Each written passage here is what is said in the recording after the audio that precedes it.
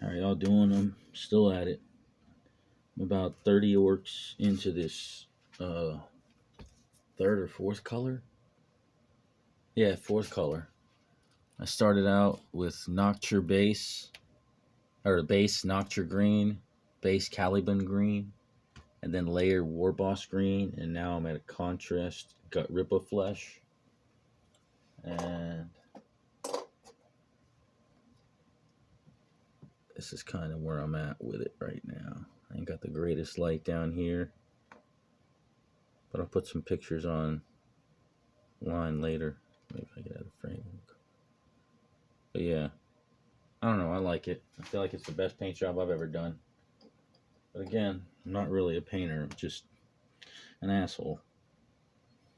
Um, yeah. Oh, I had 10 more, so now it's like 163 of these guys I'm painting for this particular army. Well, that guy's not in the army. He's going to be the battle standard bearer of the losing orcs and goblins army. But I liked how much flesh he had on him, so I used him as the test to see how I'm painting these guys.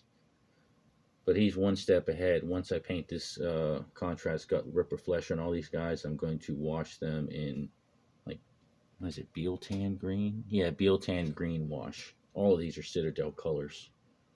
I would tell you the technique I'm using, but I really just, I don't know. Just paint and water. Getting back to what I was talking about, I do want to get a little more personal with it and talk about why I think what I'm saying is right and why I think it's important.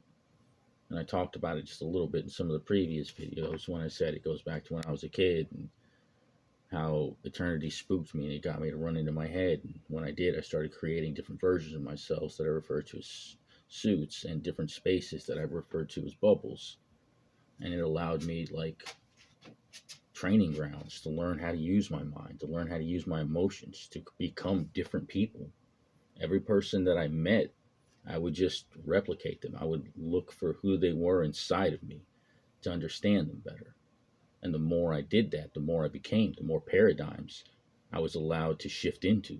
And that's a lot of what it is. Like I said, it's code switching, paradigm shifting. It's jumping into different mental and emotional headspaces.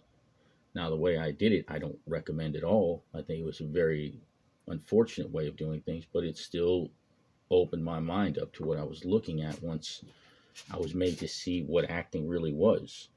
And that is a basic operating system for the human mind and emotions. It's a way to get in there to open up your mind space, to let you think in ways you never thought. You never thought before. And if you think there's ways you haven't thought before, if you don't believe that's true, you have no idea. I mean, you got to appreciate the fact that every human being on the planet is inside of you. Doesn't matter who they are, how great, how amazing, how horrible, how much it disgusts you, they're all there. Every person you hate is inside of you. Every person you love and admire, inside of you. You just have to be willing to unlock that.